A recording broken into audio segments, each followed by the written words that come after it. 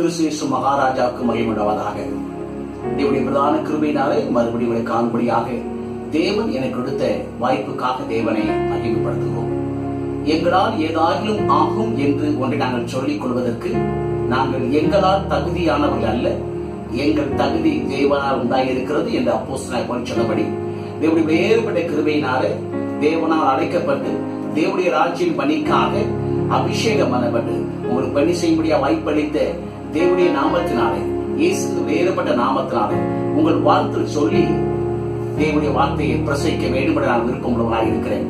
உங்களுக்கு வாழ்த்து சொல்வது எனக்கு பெரிய மகிழ்ச்சியா இருக்கிறது. இயேசுவின் நாமத்தை சொல்லுகிறேன், நீங்க ஆசீர்வாதமா இருப்பீங்க. இயேசுவின் நாமத்தை சொல்லுகிறேன், நீங்க செழிப்பா இருப்பீங்க. இயேசுவின் நாமத்தை சொல்லுகிறேன், நீங்க பாதுகாப்பா இருப்பீங்க. இயேசுவின் நாமத்தை சொல்லுகிறேன், அநேகருக்கு ஆசீர்வாதமா இருப்பீங்க.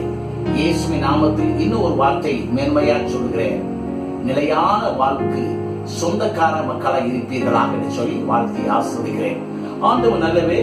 தொடர்ந்து சிந்தை மாறினால் நிந்தை மாறும் என்ற தலைப்பின் கீழே ஒரு 6 பகுதியாக நாம் பார்த்தோம். இது கடைசியாக 7வது பகுதியாக நாம் பார்க்க போகிறோம். ஆண்டவர் நல்லவே. தொடர்ந்து ஒரு தலைப்பின் கீழே நாம் பார்ப்பது நமக்கு மிகுந்த பிரயோஜனமா இருக்கின்றதுனால இந்த மாதிரி முடிவு செய்யும்படியாக தேவனாய் கர்த்தருடைய வழி நடத்தினபடியாக தொடர்ந்து நாம் செய்து கொண்டிருக்கிறோம். ஆண்டவர் நல்லவர். இந்த நாளிலே ஆண்டவராக தேவன் அதுக்கு ஆதாரமாக கொடுத்த வசனத்துடைய 43, 18, 19 முந்தினவைகள் நினைக்க வேண்டாம், பூர்வமானவைகளை சிந்திக்க வேண்டாம், இதோ நான் புதிய காரியத்தை செய்கிறேன்.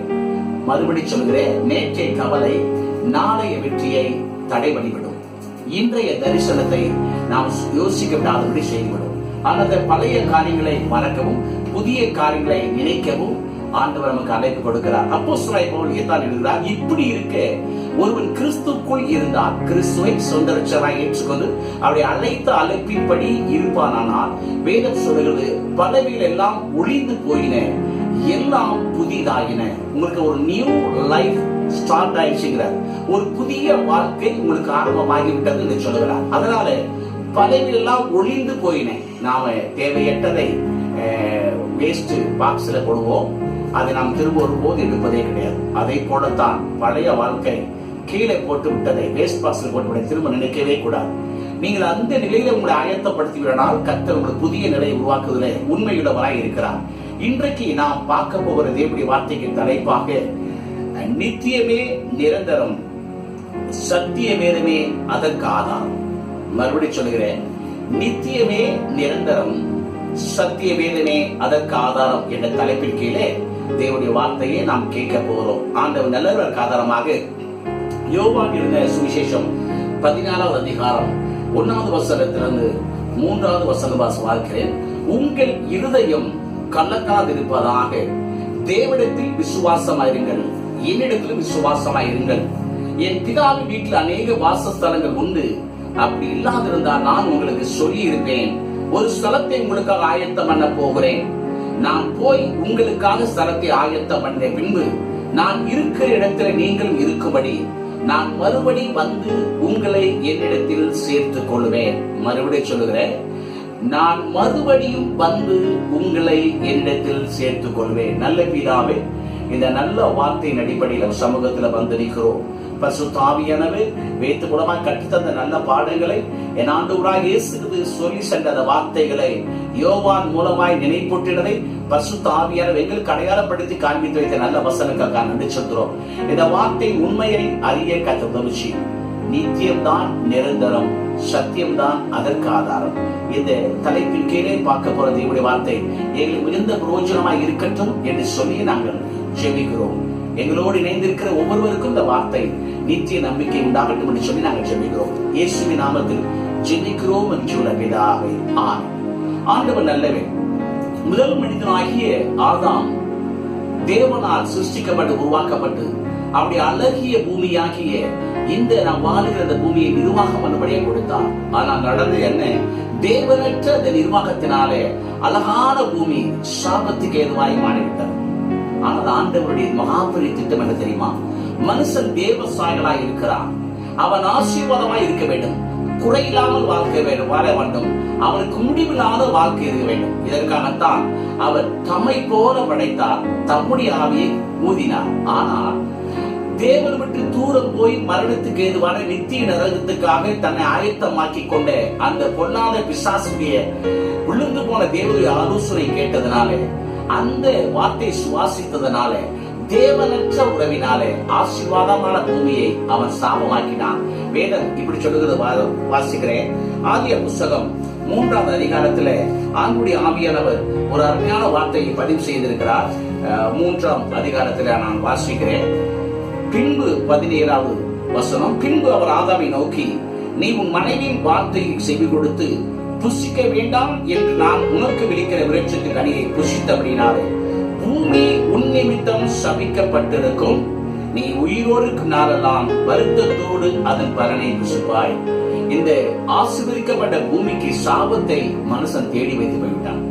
அதோடு மாத்திரமல்ல, பின்வரும் மனுக்குலத்துக்கு வருத்தத்தை சேர்த்து வைத்து போட்டான். அப்படி உழைத்துதான் சாப்பிட வேண்டும் என்ற ஒரு நிர்பந்தத்துக்கான வாழ்க்கையை ஆதாம் தேவனற்ற உறவினாலே செய்து வைத்தான். அந்த வாழ்க்கையை மறுபடியும் நன்றாக நாம் வாழ்க்கையை ஆக்க வேண்டும் என்று சொல்லி விரும்பி, நல்ல நிலையை உண்டாக்க வேண்டும் என்று விரும்பி அவன் பல முயற்சிகள் எடுத்தான். ஆனால் முடிவிலை தோற்று போனான், வழியை வெற்றி பெறவில்லை. பிற்பாடு தேவனாய் கற்று ஆபிரகாம் வம்சத்தை தேர்ந்தெடுத்து அந்த குடும்பத்தை கோத்திரமாக்கி, பட்டணமாக்கி, தேசமாக்கி அவர்களை அந்த நல்ல நிலை கொண்டு வர அவர்களும் தேவனற்ற உறவினாலே தோற்று போய்விட்டார்கள். அதனாலே மனச்சாட்சியபடி வாழ்ந்தவர்களும், பிரமாணத்தின்படி வாழ்ந்தவர்களும், தேவனுடைய நன்மைக்கு தூரமாய் வாழ்ந்தார்களுடைய தேவனுடைய நன்மையை அனுபவிக்கிற சிலாக்கத்தை இழந்து போயிருந்தார்கள். இந்த மனிதனுக்கு ஒரு சரியான முடிவு கட்ட வேண்டும். அவனை மறுபடி நிலைத்திருக்கிற நித்திய வாழ்க்கையை பெற்றுக் கொள்ள வேண்டும், நிரந்தரமாய் ஆசிரியப்பட வேண்டும் என்பதற்காக ஆண்டவராக இயேசு கிறிஸ்து பூமிக்கு அனுப்பப்பட்டார். ஆண்டவராக இயேசு சொன்ன வார்த்தை, தேவனுடைய வார்த்தை ஆயத்தம் பண்ணுகிற பொழுது அவர் இப்படியாக சொன்னார், அவர் வந்தது என்னை மீட்க, அவர் சென்றது எனக்கு ஒரு இடத்தை ஆயத்தமாக்க. மறுபடியும் சொல்லுகிறேன், அவர் வந்தது என்னை மீட்க, அவர் சென்றது எனக்கு ஒரு இடத்தை ஆயத்தமாக்க. அவர் வந்த பிரதான நோக்கம் பாவத்தினாலும் சாபத்தினாலும் மறுத்துக் கொண்டிருக்கிற என்னை மீட்டெடுத்து தன்னுடைய ஜீவனை எனக்குள்ள வைக்க வேண்டும் என்று திட்டமிட்டார். அந்த திட்டத்தின்படியே தேவனால் அனுப்பப்பட்டு வந்தவர் நம்முடைய பாவ சாபத்தை மறித்து உயிரோடு கூட எழுந்து அவருடைய ஜீவனை நம்மிடத்தில் வைத்தார்.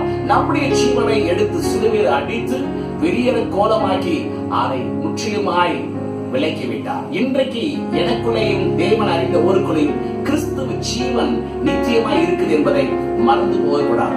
அவர் மறுபடி சீசரை சொல்கிறார், நான் இப்ப போகிறேன், நான் போகிறது பிரயோஜனமா இருக்கும். ஏனென்றால் நீங்கள் ஆசீர்வதிக்கப்பட்டீர்கள், நித்திய வாழ்க்கைக்குரிய நம்பிக்கைக்குரிய மக்களாய் மாறிவிட்டீர்கள்.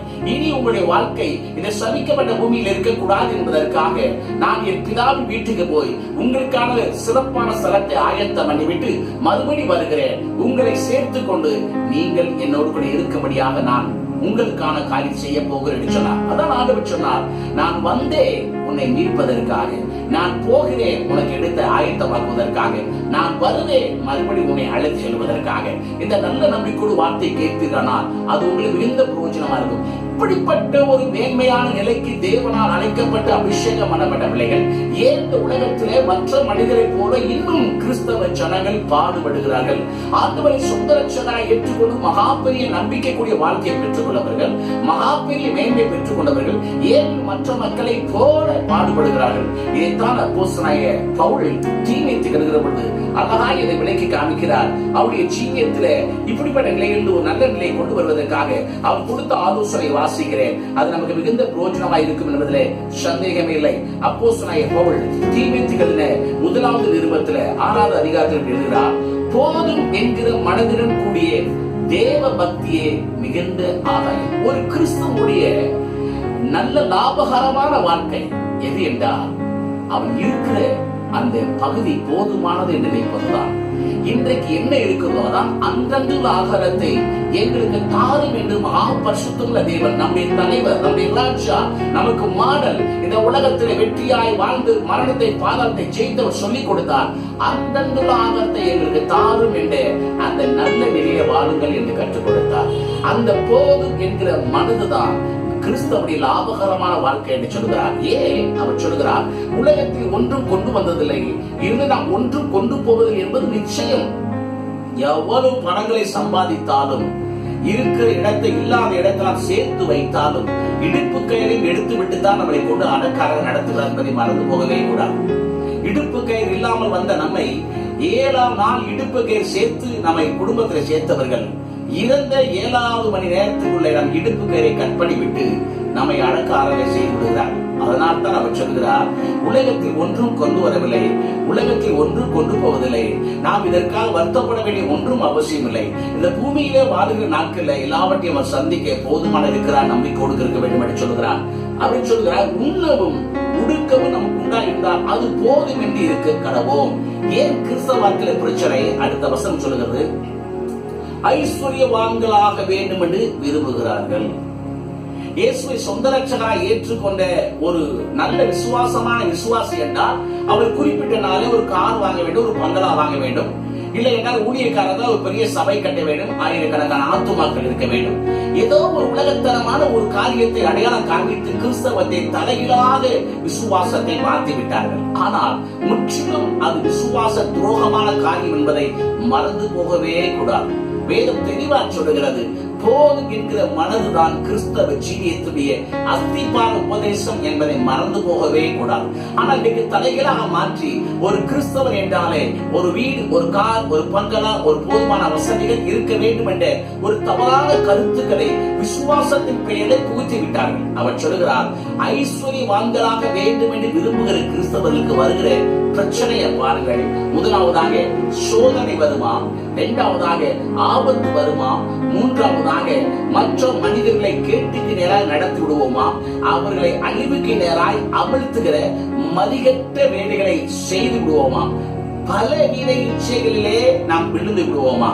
வேதம் சொல்லுகிறது, பண ஆசை, பணக்காரன் ஆக வேண்டும் என்று விரும்புகிற ஒரு விசுவாசிக்கு விசுவாச பாதை உண்டாகாது, பரிசுத்த பாதை உண்டாகாது.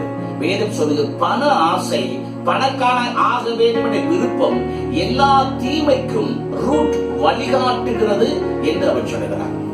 அதனால தான் சில விசுவாச குடும்பங்கள் அதை இச்சித்து தங்கள் தேவனிடத்தில் கேட்டுக்கொண்ட அந்த விசுவாசத்தை விட்டு விலகி அநேக வேதனைகளால் தங்களை தாங்களே உருவ குத்தி கொள்கிறார்கள். அப்படின்னு அர்த்தம்னா, ஒரு கிறிஸ்தவனுடைய உபத்திரமான வாழ்க்கைக்கு காரணம் என்னவென்றால், இந்த பூமியில தேவன் வைத்த நேர்மையை உணர்ந்து ஆராதித்து மகிழ்ச்சியாய் வாழ வேண்டியவன் மற்ற மனிதர்களைப் போல பணக்காரனாய் ஆக வேண்டும். நான் சொல்லுகிறேன், பணக்காரர்களுக்காக தேவனை மகிமைப்படுத்துகிறேன். ஆனால் ஒரு உண்மையை சொல்லுகிறேன், நாம் பெரிய பணக்காரன் என்று சொல்வதிலே நமக்கு சந்தோஷமான காரியம் இருந்தாலும் அநேக ஏழைகளுடைய பணத்தை நாம் வீட்டில் வைத்திருக்கிறோம் என்பதை மறந்து போகக்கூடாது.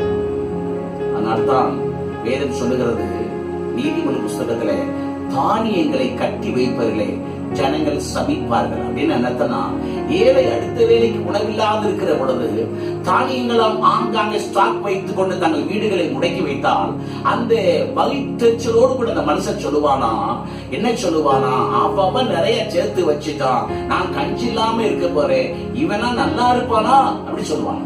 நான் மறுபடி சொல்லுகிறேன், நாம் ஐஸ்வர்யவான்களாய் இருப்பது நல்லது. ஆனால் அநேகருடைய வாழ்வாதாரத்தை நம்ம வீட்டுல வைத்திருக்கிறோம் என்பதை மறந்து போகக்கூடாது. வனாந்தரத்துல தேவன் தம்முடைய அரசாங்கத்தை நிர்வாகம் பண்ணினார்.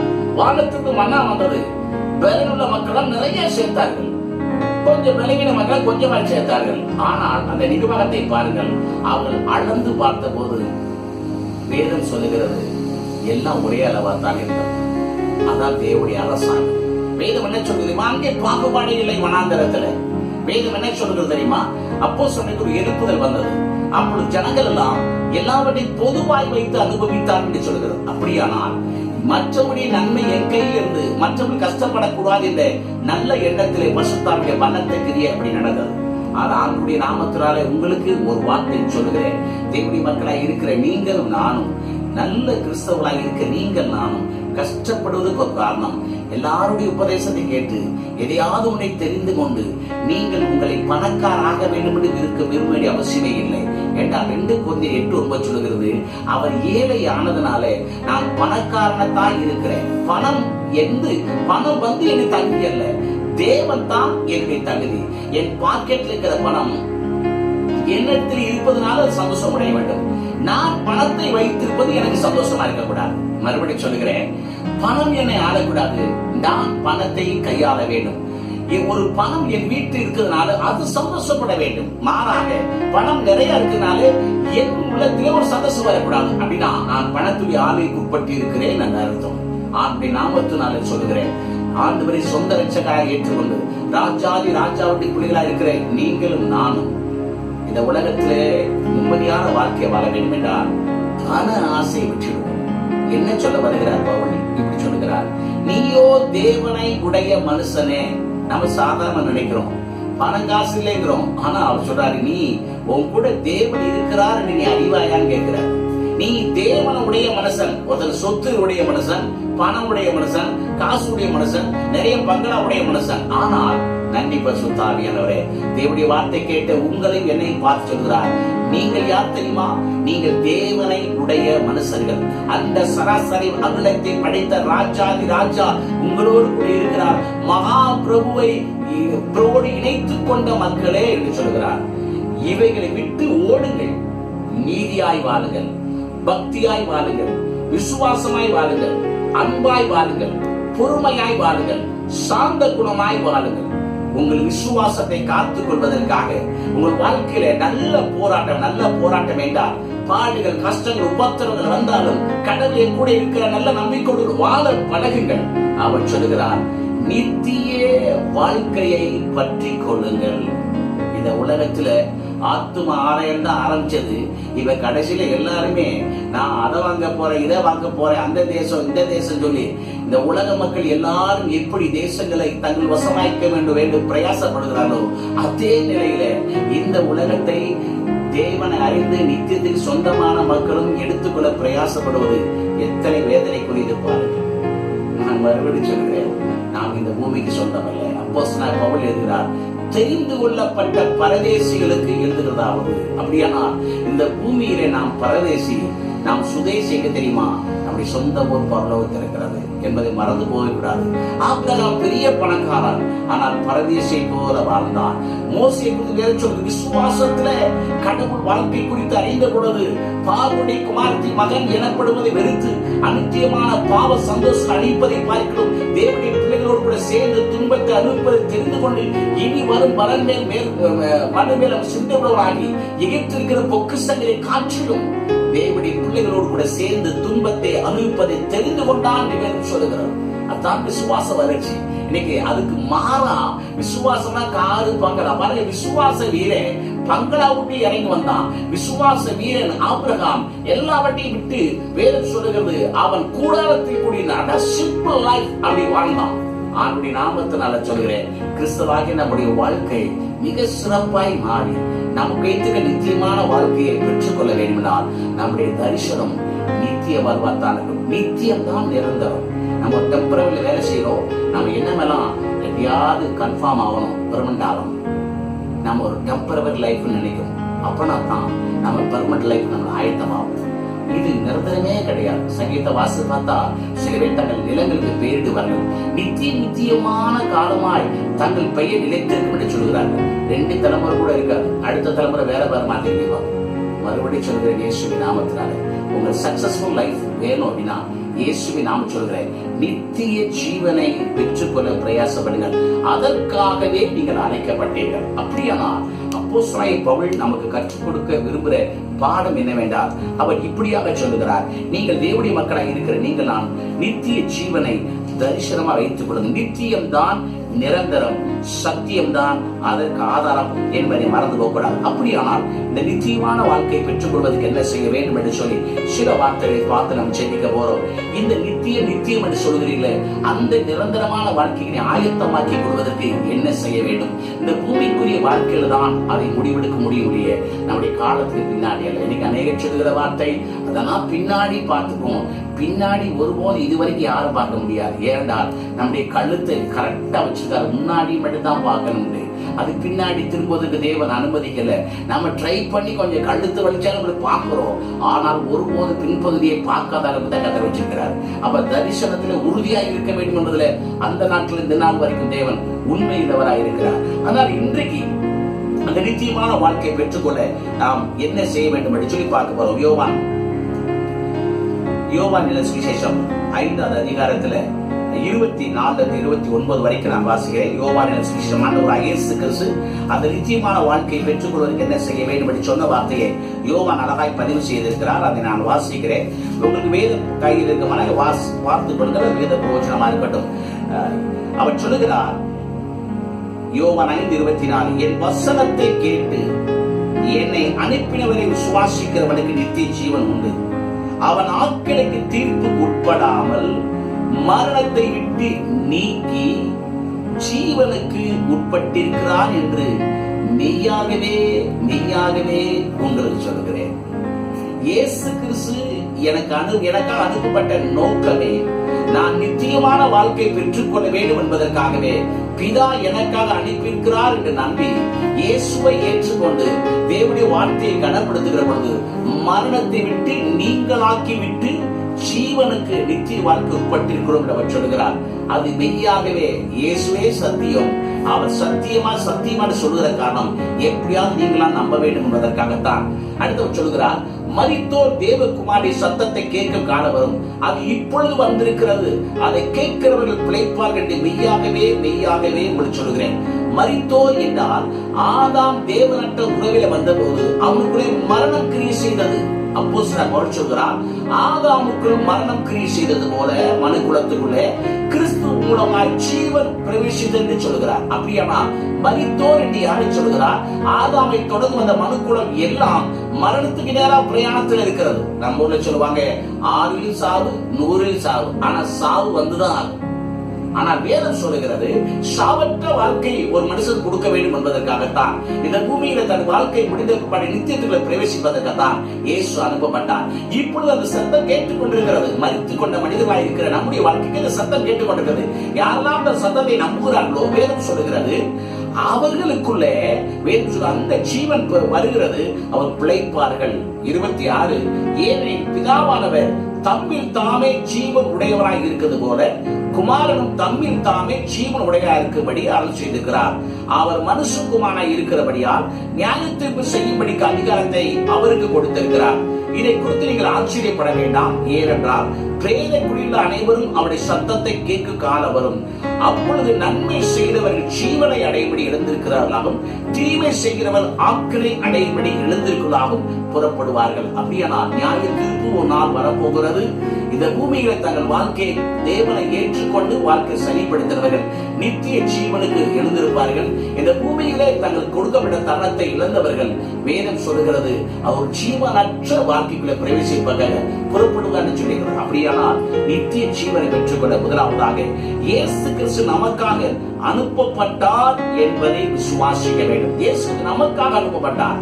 அதுவரை இயேசு கடைசியாக ஜெபம் பண்ணும்போது இப்படி ஜெபம் பண்ணார். யோவான் 17 அதிகாரத்துல 3 வசனம், ஒன்றான தேவனாகிய உம்மையும் நீர் அனுப்பினவராகிய இயேசுவின் அறிவதே நித்திய ஜீவன். நித்திய வாழ்க்கைக்கான சொர்க்க வாழ்க்கைக்கான உலகம் எடுக்கிற பிரயாசங்களை கனப்படுத்துகிறேன். ஆனால் சத்திய வேதம் நித்திய வாழ்க்கைக்கு ஒரு ஆதாரப்படுத்துகிறது. ஒன்றான மெய் தேவனாகிய உம்மையும் நீர் அனுப்பின இயேசு கிறிஸ்துவின் அறிவதே அந்த சொர்க்கம் என்பதை அவர் அடையாளப்படுத்துகிறார்.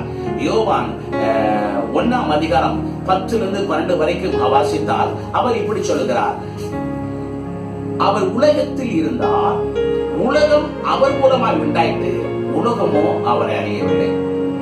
வேதம் சொல்கிறது, அவர் தமது சொந்தமானதை வந்தார், அவருடைய சொந்தமானவர்களோ அவரை ஏற்றுக்கொள்ளவில்லை. உலகம் ஏற்றுக்கொள்ளவில்லை. யூதா வம்சத்தில் வந்த அந்த சொந்த ஜனங்களை ஏற்றுக்கொள்ளவில்லை. ஆனால் யாருக்கு இந்த சாக்கியம்? அவருடைய நாமத்திலே விசுவாசங்களாக அவர் ஏற்றுக்கொள்ளும் எத்தனை பேர்களோ அத்தனை பேர்களும் தேவனுடைய பிள்ளைகளாகும்படி அவருக்கு அதிகாரம் கொடுத்திருக்கிறார். அது யூத வம்சத்துல வந்தாலும் உலகத்தில் பிறந்தவர்களா யாரா இருந்தாலும், தேவனை அறிந்த வம்சம் வந்தாலும் அறியாத வம்சம் வந்தாலும், யாரெல்லாம் அவர் அனுப்பினே பிதாவாகி தேவன் அனுப்பினே இயேசுவை ஏற்றுக்கொள்கிறார்களோ அவர்களுக்கு நித்திய வாழ்க்கை சொர்க்க வாழ்க்கை கொடுக்கிற அந்த சொந்த குடும்பத்தில் பிள்ளையாய் சேர்த்துக் கொள்வதாக அவர் அடையாளப்படுத்துகிறார். யோவான் 3 அதிகாரம் 14-18 வரைக்கும் வாசித்தால் இவர் சொல்லுகிறார், தேவன் தம்முடைய ஒரே குமாரனை விசுவாசிகள் எவனோ அவன் கெட்டு போகாமல் சொர்க்க வாழ்க்கையை நித்திய வாழ்க்கையை அடையபடிக்கு அவரை தந்தவரை இவ்வளவாய் உலகத்தில் அன்பு கூர்ந்தார். உலகத்தை ஆக்கினைக்குள்ளாக தீர்க்கும்படி தேவன் தம்முடைய குமாரனை உலகத்தில் அனுப்பாமல் அவராலே உலகம் ரட்சிக்கப்படுவதற்காக அவர் அனுப்பினார். அவரை விசுவாசிக்கிறவன் ஆக்கினைக்குள்ளாக தீர்க்கப்படான். விசுவாசியானவனும் தேவனுடைய ஒரே பேரான குமாரனை நாமத்தில் விசுவாசம் உள்ளவனாய் இராதபடினாலே அவன் ஆக்கினைக்கு தீர்ப்புட்பட்டாயிற்று. மனிதன் ஆதாமை தொடர்ந்து இயேசு ஒருவரை அவன் வாழ்க்கையில மரண பகுதி சந்தித்துக் கொண்டே இருந்ததுனால அந்த பொல்லாத தீர்ப்பிலிருந்து விடுதலையாகி நித்திய வாழ்க்கைக்கு கொடுக்கும்படியாக அகில உலகத்தை படைத்த தேவன், மனுக்குலத்தை படைத்த தேவன் இயேசுவை அனுப்பினார். அந்த மனிதன் விழுந்த போது அவனை மீட்பதற்காக வைத்த திட்டமாக இயேசுவை ஏற்றுக்கொள்ளாத மக்களை வேதம் சொல்லுகிறது. நான் அனுப்பின அந்த மகாபெரிய திட்டத்துக்குள்ளே தங்கள் இணைத்துக் கொள்ளாத மக்களை இப்ப கூட நம்முடைய கொரோனா வைரஸ்னாலே பாதிக்கப்பட்ட நிலையில நம்முடைய அரசாங்கம் சில அறிவிப்புகள் கொடுத்திருக்கிறது. இப்படி உங்களை பாதுகாப்பு வளையத்துக்குள்ள வைத்துக் கொள்ளுங்கள் என்று சொல்லி கைகளை கழுவ வேண்டும், முகத்தை மூடிக்கொள்ள வேண்டும். அதோடு மாத்திரமல்ல, ஒரு நபர் 100 நபர் 1 மீட்டர் தூரம் தள்ளி இருக்க வேண்டும் என்று பல நிலைகள் அடிக்கடி தேவையில்லாமல் வெளியே போகாதங்கள் சொல்லி அரசாங்க அந்த உத்தரவுப்படி தங்களை காத்துக் கொள்கிற எல்லாரும் கடவுளுடைய கிருபையினாலே பாதுகாப்பாய் இருப்பதை பார்க்க முடிகிறது. ஆண்டுடைய நாமத்தினாலே சொல்கிறேன். அதனாலே தேவனுடைய வார்த்தை ஒரு அரசாங்கத்தின் செய்தி என்பதை மறந்து போகக்கூடாது. அவரும் இந்த பொல்லாத நித்திய அழிவிலிருந்து காக்க முடியாததான் இயேசுவை அனுப்பியிருக்கிறார் என்ற விசுவாசத்து அங்கீகரிக்கிற பொழுது நித்திய வாழ்க்கையை பெற்றுக் கொள்வோம். இரண்டாவதாக ரோமர் 6ஆம் அதிகாரம் 4-8 வரைக்கும் வசனத்தை வாசிக்க போறோம். இயேசு கிறிஸ்து சிலுவையில் நமக்காக செய்து முடித்த காரியத்தை அடையாளப்படுத்த வேண்டும். ஆண்டவராகிய இயேசு கிறிஸ்து நமக்காக வந்தார், மரித்தார், உயிரோடு இருந்தார். சுவிசேஷத்தை கேட்கிறோம். விசுவாசத்துக்கு அடையாளம் என்ன தெரியுமா? வேதம் சொல்லுகிறது. 6ஆம் அதிகாரம் நான் வாசிக்கிறேன். 4ஆம் வசனம். மேலும் பிதாவின் மகிமையினாலே கிறிஸ்து மரித்தோலிருந்து எழுப்பப்பட்டது போல நாமும் புதிதான ஜீவன் உள்ளவர்களாய் நடந்து கொள்ளும்படிக்கு அவருடைய மரணத்துக்குள்ளாக்கும் ஞானஸ்தானத்தினாலே கிறிஸ்துவுடனே கூட அடக்கம் பண்ணப்பட்டோம். ஆதலால் அவருடைய மரணத்தின் சாயலில் நாம் இணைக்கப்பட்டவரானால் அவர் உயிர்த்தெழும் சாயலில் இணைக்கப்பட்டிருக்கிறோம். நாம் இனி பாவத்துக்கு ஊழியம் செய்யாதபடிக்கு பாவ சரீரம் ஒளிந்து போகும் பொருட்டாக நம்முடைய பழைய மனுஷன் அவரோடு கூட சிலுவையில் அறையப்பட்டவர் என்று அறிந்திருக்கிறோம். மரித்தவன் பாவத்துக்கு நீங்களாக்கி விடுதலை ஆக்கப்பட்டிருக்கிறானே. ஆகையால் கிறிஸ்துவுடனே கூட நாம் மரித்தோமானால் அவருடைய கூட பிழைத்து இருப்போம் என்று நம்புகிறோம். மரித்தோலிருந்து எழுந்த கிறிஸ்து இனி மரிப்பதில்லை அறிந்திருக்கிறோம். மரணம் இவரை ஆண்டு கொள்வதில்லை. அவர் மரித்தது பாவத்துக்கு ஒரே தரம் மரித்தார். அவர் பிழைத்திருக்கிறது தேவனுக்கு பிழைத்திருக்கிறார்.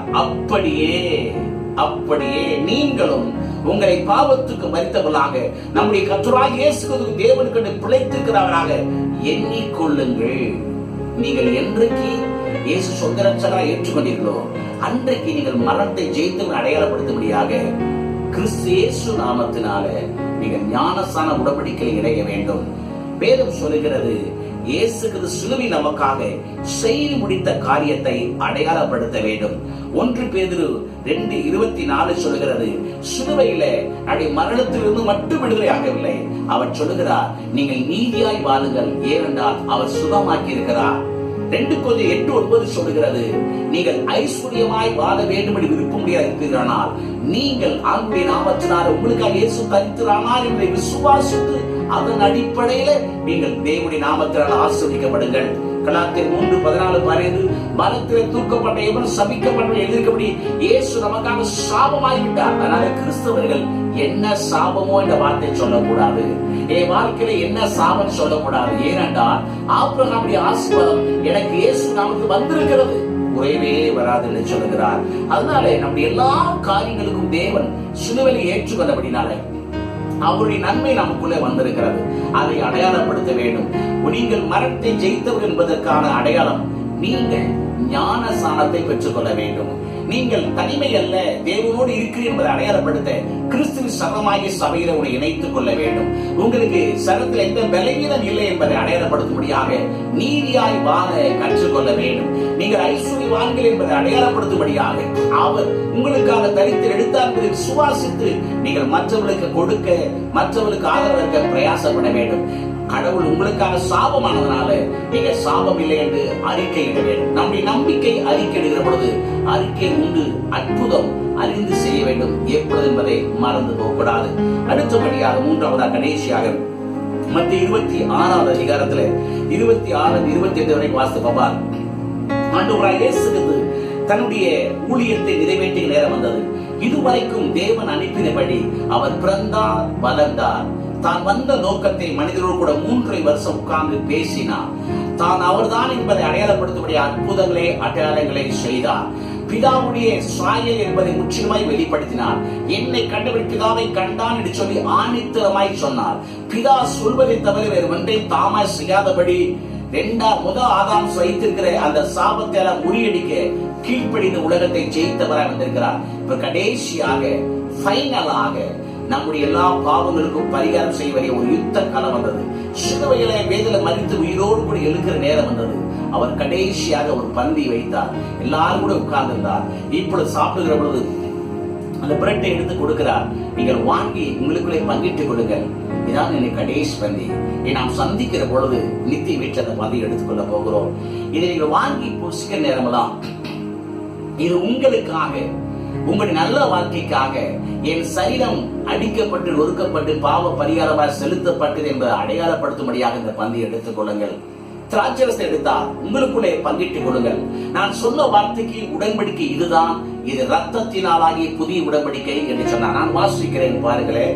மத்தேயு எழுதின சுவிசேஷம் 26ஆம் அதிகாரம் நான் 26 28 வரைக்கும் நான் வாசிக்கிறேன்.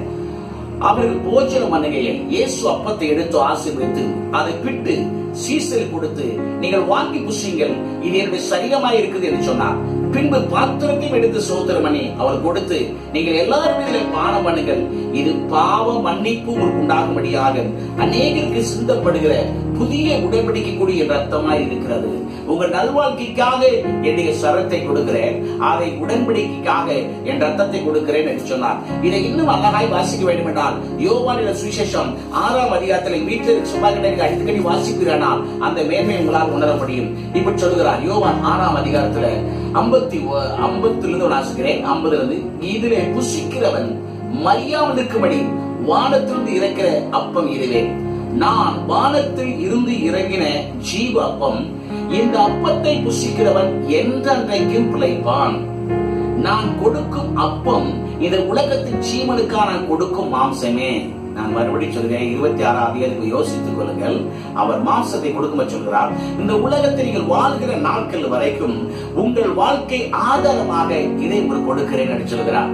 அப்பொழுது யூதர்கள் இவர் தன்னுடைய மாம்சத்தை எப்படி நமக்கு புசி கொடுப்பார் என்று தங்களுக்குள்ளே வாக்குவாதம் பண்ணினார்கள். அதற்கு இயேசு அவர் நோக்கி, நீங்கள் மனுஷனுடைய மாம்சத்தை புசியாமலும் அப்படி ரத்தத்தை பாடாமலும் இருந்தால் உங்களுக்குள்ளே ஜீவன் இல்லை என்று மெய்யாகவே சொல்லுகிறேன். அப்படியானால் நான் உங்களுக்காக மரித்திருக்கிறேன், உங்களுக்காக சரீரத்திற்கு ஒப்பு கொடுத்திருக்கிறேன், ரத்தத்தை உடன்படிக்கை வைத்து நீங்கள் நம்பவில்லை என்றால் நீங்கள் நிச்சயமான வாழ்க்கையை பெற்றுக்கொள்ள முடியாது.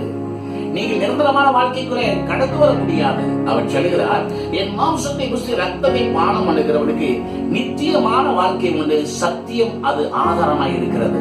அடுத்தவர் சொல்கிறார், நான் அவனை கடைசி நாள் எழுப்புவேன். உலகத்தை போல கிறிஸ்தவர் மரிக்கலாம், ஆனால் மரணம் அல்ல. உலக மக்களுடைய மரணத்தை மரணம் என்று சொல்கிறது. கிறிஸ்துவை சொந்த ரட்சகராய் ஏற்றுக்கொண்ட மனிதனுடைய மரணத்தை நித்திரை என்று சொல்கிறது. வேதத்தை அறிந்து வாசிப்போமானால் அந்த உண்மை நாம் அறிந்து கொள்ள முடியும். மறுபடி சொல்கிறேன், நித்திரை அடைந்தவர்கள் என்று பவுல் அவளை அடையாளப்படுத்துகிறார். ஆனால் ஆதாம வம்சத்தில் வந்தவர்களை மரிக்கிறவர்கள் என்று அடையாளப்படுத்துகிறார். மறுபடி சொல்கிறேன், ஆதாம் வம்சத்தில் இருக்கிறது வரைக்கும் எனக்குள்ளே மரணம் வேலை செய்கிறது. நான் என்னைக்கு சொந்த ரட்சகராய் இயேசு ஏற்றுக்கொண்டனோ அன்றைக்கு ஜீவன் வேலை செய்கிறது என்பதை மறந்து போக கூடாது. அவர் சொல்கிறார், என் மாம்சம் மெய்யான போஜனமா இருக்கிறது, என் ரத்தம் மெய்யான பானம் இருக்கிறது. என் மாம்சத்தை புசித்து என் ரத்தத்தை பானம் அணுகிறவன் என்னில் நிலைத்திருக்கிறான், நானும் அவன் நிலைத்திருக்கிறேன். அவர் சொல்லுகிறார், சிறுமுலை பிதா என்னை அனுப்பினது போலவும் நான் பிதாவினால் பிழைத்திருக்கிறது போலவும் வேதம் சொல்லி என்னை புசிக்கிறவன் என்னாலே பிழைப்பான். கர்த்தருடைய பந்தியின் மேன்மையை அறிய வேண்டும். கடைசியாக தேவன் கிறிஸ்து இயேசு மூலமாய் நம்மோடு வைத்த உடன்படிக்கையை இணைத்துக் கொள்ள வேண்டும். முதலாக இயேசு கிறிஸ்து நமக்காக அனுப்பப்பட்டார் என்பதை விசுவாசிக்க வேண்டும். இரண்டாவதாக இயேசு கிறிஸ்து சிலுவையில் நமக்காக செய்து முடித்த காரியத்தை அடையாளப்படுத்த வேண்டும். மூன்றாவதாக தேவன் கிறிஸ்து இயேசு மூலமாய் நம்மோடு வைத்த அந்த உடன்படிக்கையிலே இணைத்துக் கொள்ள வேண்டும். அது என்ன உடன்படிக்கை? அதுதான் கர்த்தருடைய பந்தியின் உடன்படிக்கை. 1 கொரிந்தியர் 16:23-25 வரை வாசிக்கிறார். நான் உங்களுக்கு ஒப்புவித்ததை கர்த்தரில் பெற்றுக்கொண்டேன். என்னவெனில் கர்த்தராகிய இயேசு தாமே காட்டிக் கொடுக்கப்பட்ட ராத்திரி அப்பத்தை எடுத்து சோத்திரமணி அதை பிட்டு நீங்கள் வாங்கி புசியுங்கள். இது உங்களுக்காக பிக்கப்படுகிற உங்கள் ஜீவனுக்காக பிக்கப்படுகிற உங்கள் வாழ்க்கைக்காக பிடிக்கப்படுகிற என் சரீரமாய் இருக்கிறது. இதை நினைக்கும்படித்தான் இந்த பந்தியை நீங்கள் எடுக்க வேண்டும். போஜன பண்ணின பின்பு அவர் அந்த படியை பாத்திரத்தை எடுத்து, இந்த பாத்திரம் ரத்தத்திலாகிய புதிய உடன்படிக்கை இருக்குது. நீங்கள் பானம் பண்ணும் போதெல்லாம், நீங்கள் எடுத்துக் கொள்கிற போதெல்லாம் என்னை நினைவு கூறுங்கள். நான் உடன்படிக்கையில் இணைக்கப்பட்டிருக்கிறேன், நான் தேவனோடு இணைக்கப்பட்டிருக்கிறேன், இயேசுவினால் இணைக்கப்பட்டிருக்கிறேன். எனக்கு நன்றி பரிசுத்த ஆவியானவரே. எனக்குள்ளே மரணம் அல்ல, ஜீவன் வேலை செய்கிறது. திருடன் திருட வருகிறான், ஆனால் அவர் எனக்குள்ளே வந்தது எனக்கு ஜீவன் கொடுக்க வந்தார். இதை விசுவாசத்திற்கு வலது பக்கம் இடத்துக்கு ஒருபோதும் சாயவே கூடாது. வேதம் சொல்லுகிறது ஆண்டவர் நல்லவரா இருக்கிறார். நீங்க வீட்டில் சும்மா இருக்கிற நேரம் யோவான் 6:48-52 வாசித்து பாருங்கள். அது பெரிய ஆசீர்வாதம் மாறும், சந்தேகமே இல்லை. இந்த நாட்டுக்கு எங்க பார்த்தா சபை கூட்டப்பட்டது. எப்படி கத்தரி பத்தி எடுப்பது? கடை கொடுத்த ஆலோசனைப்படி கணக்க வீட்டுல இருக்கிற அந்த அருமையான விசுவாசம் இருக்கு, அந்த ஆலோசனை கொடுத்து அவன் இருக்கிற இடங்களிலே அவன் எடுத்துக் கொள்வதற்கான ஆலோசனை கொடுத்தேன்.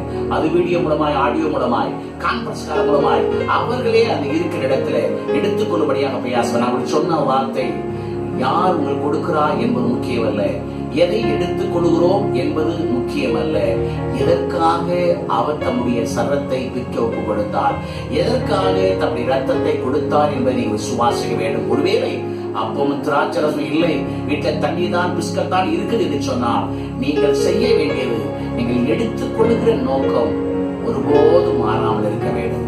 அந்த நல்ல நினைவோடு கூட நீங்கள் எடுத்துக்கொள்ள வேண்டும் என்று சொன்னேன். அவர்கள் எடுத்துக்கொண்டார்கள். ஒருவேளை இன்றைக்கு கொரோனா வைரஸுடைய தாக்குதல் உலகமெங்கும் இருக்கிறது. இந்த ஒரு நார்மலான வாழ்க்கைக்கு எப்ப வரப்போகிறோம் என்று அக்கலாய்ப்போடு வாழ்கிறதல்ல. இப்படிப்பட்ட வாழ்க்கையில என்ன செய்ய வேண்டும்? அப்போஸ்தலனாகிய பவுலையும் சீலாவையும் கையும் காலையும் துலோபத்தை கட்டி வைத்து விட்டார்கள். ஐயோ, என்னைக்கு விடுதலையாக போகிறோம், என்னைக்கு ஆராதனை செய்ய போகிறோம் என்று யோசிக்கவில்லை. கட்டப்பட்ட நிலையில, வேதம் சொல்லுது கட்டப்பட்ட நிலையில, அதற்காக ஒரு ஜபாரையை தேடவில்லை, அதற்காக ஒரு ஆராதனை ஸ்தலத்தை தேடவில்லை. மேலெல்லாம் அடித்து வேதனை ரத்தம் ஓடிக்கொண்டிருக்கிறது. உண்மையாய் தேவனை ஆராதிக்கிற ஒரு மனுஷனுக்கு எங்கே இருக்கிறோம் என்பது முக்கியமல்ல, யாரோடு இருக்கிறோம் என்பதுதான் முக்கியம். ஒரு அழகான ஆலயத்தில் ஆராய்ச்சி பழகினவன் தான் அப்போஸ்தலனாகிய பவுலும் சீலாவும். இப்பொழுது கட்டப்பட்ட நிலையில, ரத்தம் ஓடுகிற நிலையில, பயங்கரமான கல்லர்களோடு கூட உட்கார்ந்து இருக்கிற நிலையில நடுராத்திரிலே பவுலும் சீலாவும் பாடினார்கள், துதித்தார்கள். வேதம் சொல்றது சடுதி இல்ல, சடுதி இல்ல, சடுதி இல்ல. வேதம் சொல்றது சடுதி இல்ல. ஆண்டவர் சொன்னார், அசைவு உண்டானது, திறவு உண்டானது, எல்லாருக்கும் விடுதலை உண்டானது. இருக்கிற நிலையில தேவனுக்கு எப்படி பெரிய வாசிக்கும். ஞாயிற்றுக்கிழமை நான் சொல்லிக்கிறேன், ஞாயிற்றுக்கிழமை ஆடியோ பதிவு, வீடியோ பதிவு, கான்பரன்ஸ் கால் மூலமாய் நடத்துகிற வீட்டில் இருந்தபடியே நான் சொல்லியிருக்கிற வீட்டில் தான் இருக்கிறேன் என்பதற்காக நீங்கள் கையில கட்டிக்கிட்டு நைட்டி போட்டுக்கிட்டு ஆராதனை பங்கெடுக்க கூடாது. இருக்கிற இடத்துல பரிசுத்த அலங்காரத்துடன் கர்த்தரை தொழுது கொள்கின்ற தேவன் சொல்லுங்க. அப்படின்னால உங்கள் வீடை பரிசுத்த ஜெப வீடாய் மாற்றுங்கள். அழகாய் நீட்டாய் சுத்தம் செய்து பாய் விரித்து குடும்பமாய் உட்காருங்கள். சொல்லுங்கள், நானும் என் வீட்டாலும் விட்டால் கர்த்தரை சேவிக்க போறோம், ஆராதிக்க போறோம் நினைவோடு பங்கெடுங்கள் சொன்னேன். ஏனென்றால் கர்த்தருடைய கண்கள் பூமி எங்கும் உலாவிக் கொண்டிருக்கிறது, அது உங்களை என்னை கவனித்துக் கொண்டிருக்கிறது சொன்னேன். அந்த பயபக்தியோடு கூட எங்க திருச்சபையார் கலந்து கொள்வது அப்படின்னாலே இப்பொழுது அங்கே ஊருக்கு போட்டு 1 மாதத்துக்கு மேலாகிறது. எல்லா விசுவாசம் நான் விசாரித்துக் கொண்டிருக்கிறேன். அவன் சொல்கிற வார்த்தை குறையில்லாமல் இருக்கிறோம். கர்த்தர் கிருபையாய் எங்களை நடத்துகிறார். ஒருவருக்கு ஒருவர் அன்பாய் விசாரித்துக் கொள்கிறார்கள். சபை மூலம் செய்ய வேண்டிய காரியங்களை செய்து கொண்டிருக்கிறோம். எப்படியோ தேவன் எஸ்ஐயா 23 சொன்னபடி, கடைசி சொன்னபடி தேவ சமூகத்துல காத்திருக்கிறவர்கள் குறைவில்லாமல் இருக்கணும், திருப்தியாய் புசிக்கணும், நல்ல வஸ்திரத்தை உடுத்தணும். அதற்காக தேவன் திட்டமிட்டு செய்வாராம். ஆனால் நல்ல நம்பிக்கையோடு கூட நீங்க எந்த காரணம் சொல்லாமல் வருகிற மாதத்திலே கர்த்தருடைய பந்தி உங்கள் போதகர் ஆலோசனையோடு கூட நீங்கள் எடுக்க வேண்டும் என்று ஒரு அன்பாய் கேட்டுக்கொள்கிறேன். மறுபடியும் சொல்லுகிறேன், நாம் அப்படியே பழகுறதுனால நம்மளால் ஒன்றும் செய்ய முடியவில்லை. ஆண்டவராகிய இயேசு கிறிஸ்து இங்கே வருகிற பொழுது கையை களவுமாய் பிடிக்கப்பட்டவன் கல்லறிந்து கொள்ள வேண்டும் என்று பிரமாணத்துக்கு இருக்கிற மக்களுக்கு மக்கள் மத்தியில் அப்படி விடுதலை பண்ணுவது எவ்வளவு கடினமான ஊழியம் என்று பார்த்துக் கொள்ளுங்கள். இப்படி நம்ம ஒரு பாரம்பரியமாய் வளர்ந்து வந்தோம் என்று சொல்லி மற்றவர்களை குற்றப்படுத்தி இப்படி நிலையில் நாம் ஒரு பாரம்பரியத்தில் சிக்கிக் கொள்ளக்கூடாது. நாம் கடவுள் பயந்து ஊழியத்தை செய்ய வேண்டும். வேதம் சொல்றது யோசிப்பு சிறையில் எல்லாம் கர்த்தர் யோசிப்பு இருந்தார். எங்கதான் இருப்பாரு? சிறையில் தான் இருப்பாரு. வேதம் சொல்லுகிறது, ஆண்டவர் நல்லவர், நான் உன்னை விட்டு விலகுவதில்லை, உன்னை கைவிடுவதில்லை என்று சொல்லியிருக்கிறார். நீ எதிர்த்து போக பயப்பட வேண்டாம், நான் இங்கு வருகிறேன் என்று சொல்லி யாக்கோபை தைரியப்படுத்தினார். ஏனென்றால் அவருக்கு நாம் முக்கியம், நமக்கு அவர் முக்கியம். எங்கே இருக்கிறோம் என்பது முக்கியம் அல்ல, யாரோடு இருக்கிறோம் என்பதுதான் முக்கியம். நித்தியம்தான் நிரந்தரம், சத்தியம்தான் அதற்கு ஆதாரம். அதனால நாம் கண்களை மூடி செபிக்க போறோம். செய்ய வேண்டியதை ஒருபோது மறந்து போகாதீர்கள். இதுவரை நீர் ஆண்டவராகிய இயேசு சொந்த ரட்சகராய் ஏற்றுக்கொள்ளவில்லை என்றால், இயேசு உங்களுக்காக மரித்து உயிரோடு கூட இருந்தார் என்பதை விசுவாசித்து அறிக்கையிடுங்கள். அந்த அறிக்கையை அடையாளப்படுத்தும்படியாக ஞானஸ்தானம் எடுத்து சபையில் அங்கத்தினராகுங்கள். ஆண்டவர் உங்களுக்காக இல்லாமல் செய்து முடித்தால் விசுவாசித்து நீதியாய் வாழுங்கள், தயாரப்படுவராய் வாழுங்கள், விசுவாசத்தோடு வாழுங்கள். தேவனுடைய நன்மைகளை பெற்றுக் கொள்கிறீர்கள். கடைசியாக தேவனாய் கற்று இயேசு கிறிஸ்து உடன்படிக்கை வைத்திருக்க அப்படின்னால கர்த்தருடைய பந்தியை மறவாமல் அனுசரிங்கள். நித்தியம் கட்டாயம் உங்களுக்கு உண்டு. மறுபடி சொல்கிறேன், உலக வாழ்க்கை இலகுவாக்க வேண்டும் என்றால் நித்தியத்தை தரிசனமாக்குங்கள், உலகத்தை சாதாரணமாக்குங்கள். நித்திய ஜீவனை தரிசனமாக்குங்கள், உலகத்தை சாதாரணமாக்குங்கள். நம்முடைய ஆசையெல்லாம் நித்தியமாக இருக்க வேண்டும். கண்களை மூடி ஒரு பாடலை பாடி நம்ம செவிக்க போறோம். ஒரு பழைய பாடல். இந்த பாடலை நான் ஒரு மாடி வீட்டில் உட்கார்ந்து நான் பாடிக்கொண்டிருக்கிற பொழுது ரோட்ல போகிற ஒரு வசதி படைத்தவர் அவர் கீழே வந்து அங்கே இருக்கிற அதிகாட்டை அங்கே இருக்கிற அந்த தலைவட்டை கேட்டாலும் மேலே இருக்கிற ஒரு பாட்டு பாடுகிறார்கள், திரும்ப அதை பாட சொல்ல முடியுமான்னு கேட்டார். உடனே நான் கீழே அழைக்கப்பட்டோம்.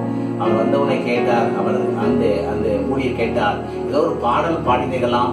ரோட்ல போனவர் அந்த பாடலை கேட்டு இங்கே வந்து அந்த பாடலை திரும்ப கேட்க வேண்டும் என்று சொன்னார்னு சொன்னேன். அப்பொழுது நான் இந்த பாடல் தான் பாடினு சொன்னேன். என் வசதி படைத்தவர் எல்லாம் இருக்கிறது, என் வாழ்க்கையில ஒரு சமானம் இல்லை, சந்தோஷம் இல்லை, எதுதான் நிரந்தரம்? பணம் இருக்கிறது, பணம் இருக்கிறது, வசதி இருக்கிறது, ஆனால் சமானம் இல்லை, எது நிரந்தரம்? இந்த பணம் என்னை காப்பாற்றுவது போல தெரியவில்லை என்று சொல்லி அங்கெல்லாம் கூட போயிட்டு இருந்தேன். அப்புறம் அந்த பாடலை ஆறுதலாய் என்று சொன்னார். அந்த பாடலை பாடுகிறேன். பழைய பரிசுத்தவான்கள் தங்கள் கிறிஸ்தவத்தை வெற்றியாய் முடிவதற்கு இந்த வரிகள் ஆதாரமாக இருந்தது. இந்த பூவி ஒரு சொந்தமல்ல என்று இயேசு என்னே மொழிந்தனரே.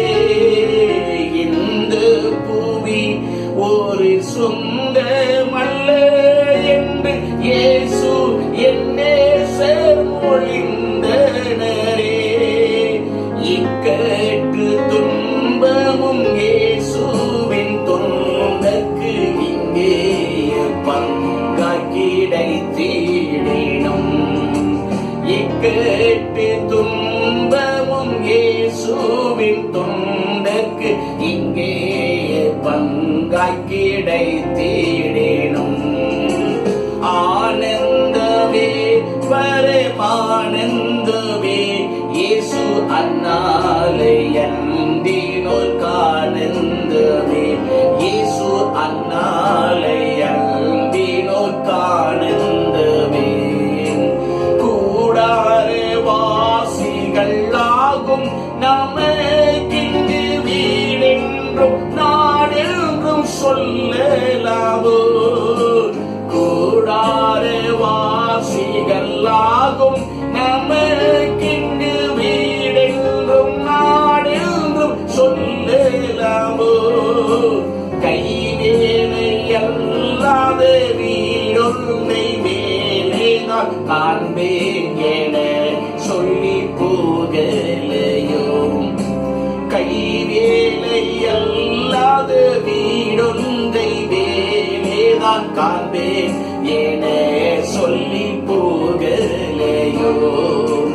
ஆனந்தமே பரமானந்தமே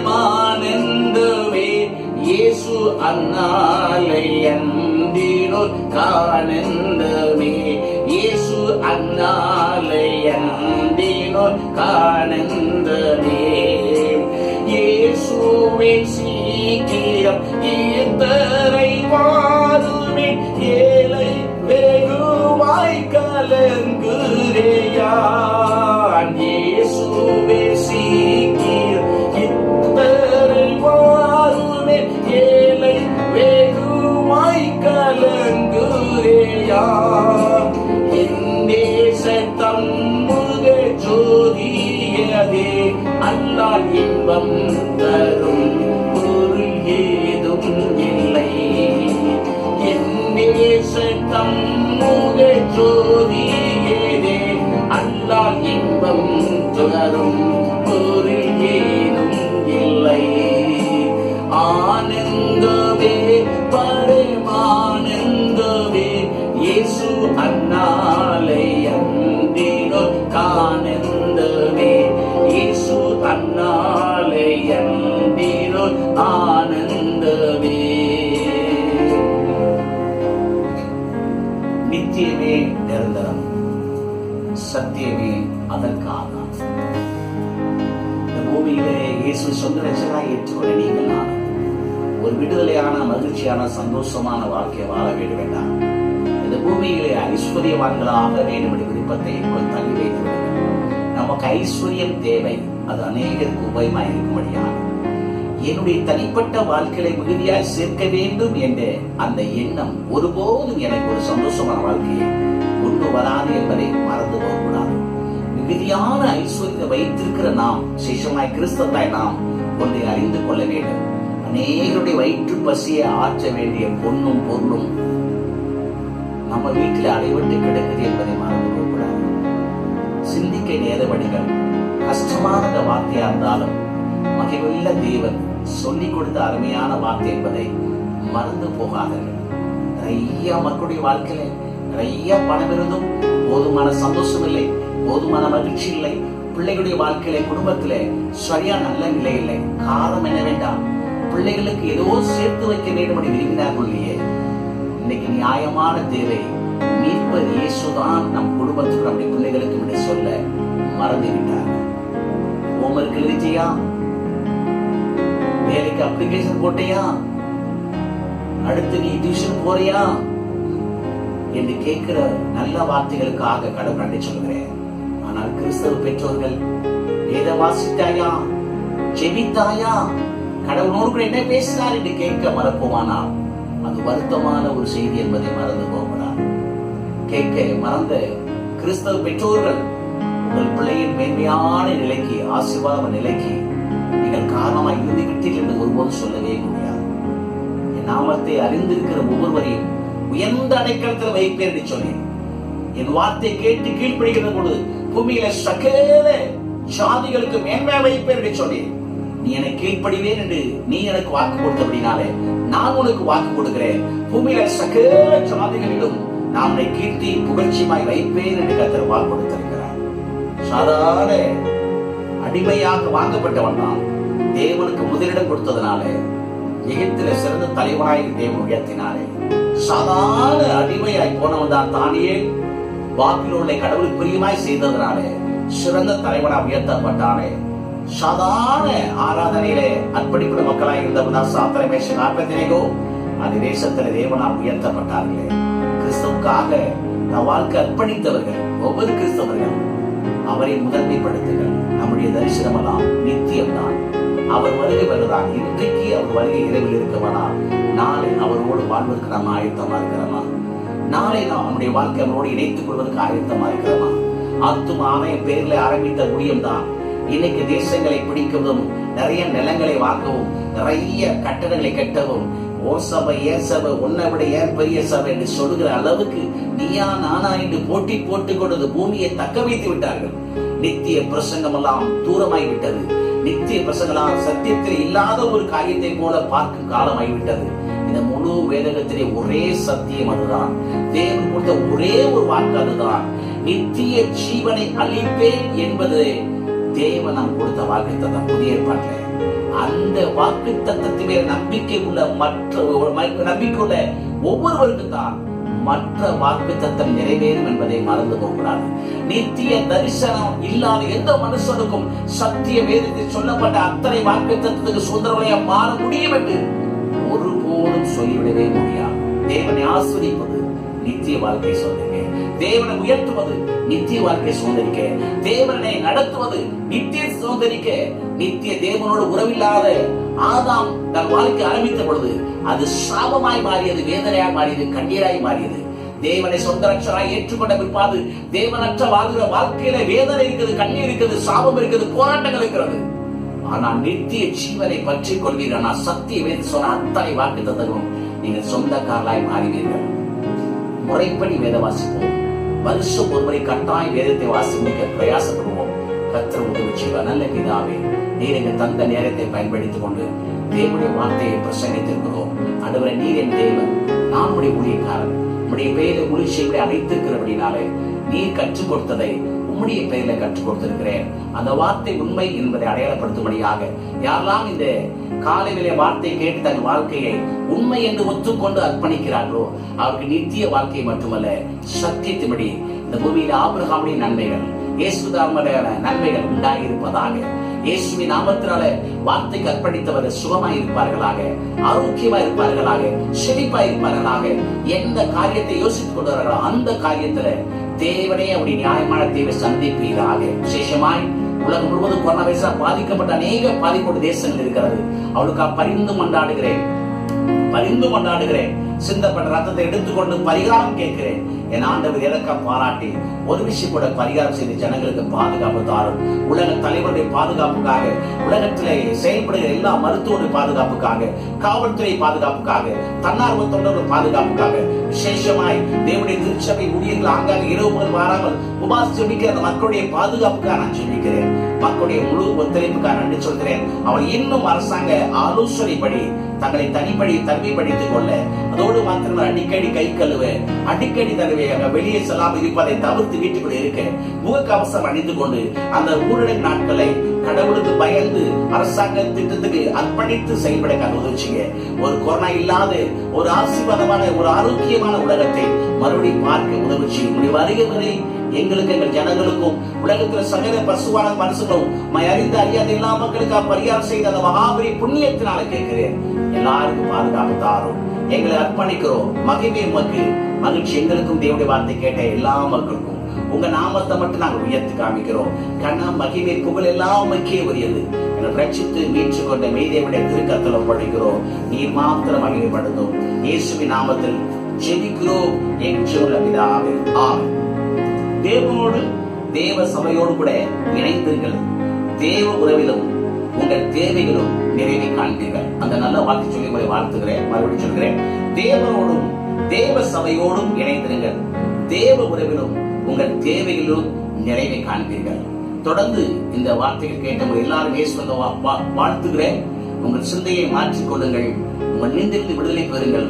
வார்த்தைப்படி வாழ கற்றுக்கொள்ளுங்கள். கர்த்தர் சித்தமாக்குமானால் நாளிலிருந்து தொடர்ந்து திருச்சபையின் தரிசனம் இறை ராஜ்யமா இவ்வுலக ராஜ்யமா என்ற பெயர்ல தொடர்ந்து நாம் 7 பாகமாய் கேட்க போறோம். மறுபடியும் சொல்கிறேன், திருச்சபையின் தரிசனம் இறை ராஜ்யமா இவ்வுலக ராஜ்யமா, நாம் வாழ்க்கையின் வெற்றியாய் வாழ்வதற்கு என்ன செய்ய வேண்டும் என்ற தலைப்பில் நாம் தியானிக்க போறோம்.